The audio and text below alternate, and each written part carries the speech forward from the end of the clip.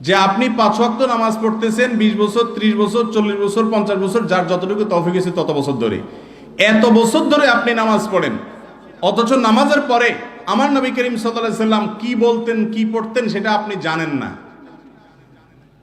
এটা কি ত্রুটি নাকি ত্রুটি না? এটা কেন জানেন না জানেন? কারণ হলে এটার জায়গায় আরেকটা ভেজাল ঢুকে আছে। যেহেতু একটা ভেজাল আছে, এই জন্য আসলটা সরে গেছে। ঠিক না? ঠিক। 5 ওয়াক্ত নামাজের পরে নবী করিম সাল্লাল্লাহু আলাইহি সাল্লাম বুখারীর হাদিস থেকে তাকবীরের কথা আসছে, আল্লাহু আকবার বলতেন। যদিও সেটা নিয়ে উলামায়ে কেরামের অনেকে বলেছেন, আব্দুল্লাহ ইবনে আব্বাস রাদিয়াল্লাহু বর্ণিত যে তিনি তাকবীরের কথা বলেছেন, এটা অন্য তাকবীর। যাই হোক, সেটা আরেক বিষয়। 3 বার ইস্তিগফার, আস্তাগফিরুল্লাহ, আস্তাগফিরুল্লাহ, আস্তাগফিরুল্লাহ। এরপর আল্লাহুম্মা আনতাস সালাম ওয়া মিনকাস সালাম তাবারাকতা ইয়া যাল জালালি ওয়াল ইকরাম। এর পাশাপাশি আয়াতুল কুরসি। 5 ওয়াক্ত নামাজের পরে কি পড়া? আয়াতুল কুরসি পড়া। এরপর 3 কুল, সূরা ইখলাস, কুল হুয়াল্লাহ, সূরা ফালাক, সূরা নাস। কয়বার করে? আন্দাজে মেরে দিবেন, একবার করে। 3 বার হলো সকাল সন্ধ্যা। আর 5 ওয়াক্ত নামাজের পরে কয়বার? একবার করে। এরপরে আসেন আল্লাহুম্মা আইন্নি আলা যিকরিকা ওয়া শুকরিকা ওয়া হুসনি ইবাদাতিক, একবার। লা ইলাহা ইল্লাল্লাহু ওয়াহদাহু লা শারীকা লাহু লাহুল মুলকু ওয়া লাহুল হামদু আলা কুল্লি শাইইন কাদির, একবার। লা ইলাহা ইল্লাল্লাহু মুখলিসিনা লাহুদ-দ্বীন ওয়ালাউ কারিহাল কাফিরুন, একবার।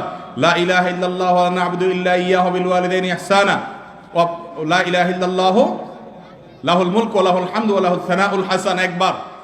এইভাবে এই সব দোয়াগুলো 33 বার সুবহানাল্লাহ, 33 বার আলহামদুলিল্লাহ, 34 বার আল্লাহু আকবার। কোন বর্ণনা আছে 33 বার আল্লাহু আকবার, 34তম বার লা ইলাহা ইল্লাল্লাহু ওয়াহদাহু লা শারীকা লাহু। এটা দুইটাই হাদিসে সাবিত আছে। তো এই যে আমলগুলো, এগুলো 5 ওয়াক্ত নামাজের পরে করা সুন্নাত। আমাদের সমাজে 99% মানুষ জানেই না আমল করা তো পরের কথা। ঠিক না? ঠিক।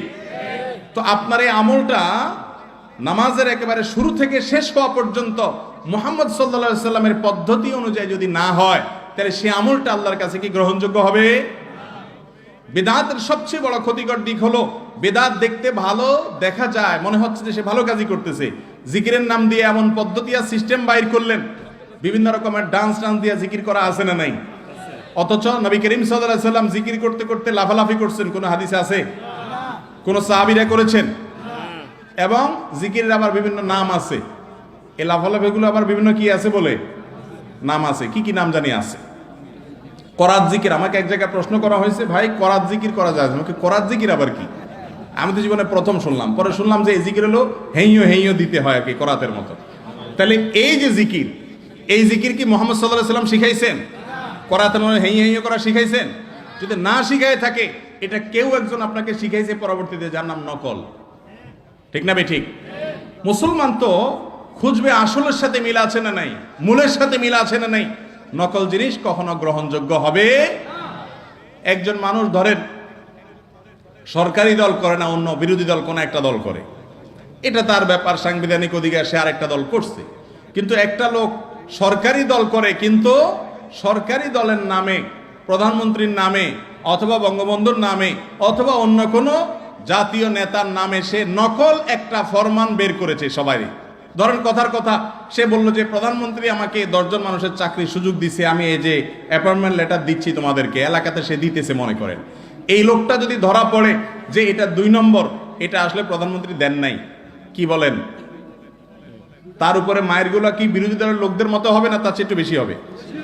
কেন হবে বেশি? তুমি 2 নম্বরই কেন করলা তার নামে? ঠিক না? ঠিক। তুমি দলের নামে, ব্যক্তির নামে নকলবাজি কেন করলা? তুমি প্রতারক। ঠিক একইভাবে একজন মানুষ যখন বিদআতে লিপ্ত হয়, এই ব্যক্তি বিদআতে লিপ্ত হওয়ার কারণে সুন্নাত থেকে আস্তে আস্তে সরে যায় এবং তার উপরে আল্লাহ তাআলার শাস্তি নেমে আসে। দেখতে মনে হচ্ছে সে সুফিসাব মানে আমাদের সমাজে ভালো মানুষ হলে মনে করে কি সুফিসাব এবং ভালো মানুষ। বিদআতের তৃতীয় ক্ষতি হলো ভাই, দ্বীনকে পরিবর্তন করে দেওয়া হয়। দ্বীনকে পরিবর্তন করে দেওয়া হয়।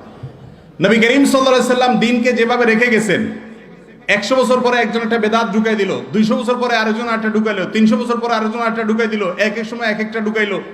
1400, 2000, 2500 বছর পরে এসে দেখা যাবে নামাজ নবী করিম সাল্লাল্লাহু আলাইহি সাল্লাম যেভাবে রেখে গেছেন ওটা পরিবর্তন হয়ে আর ওটা আসলটা আর কিছু নাই।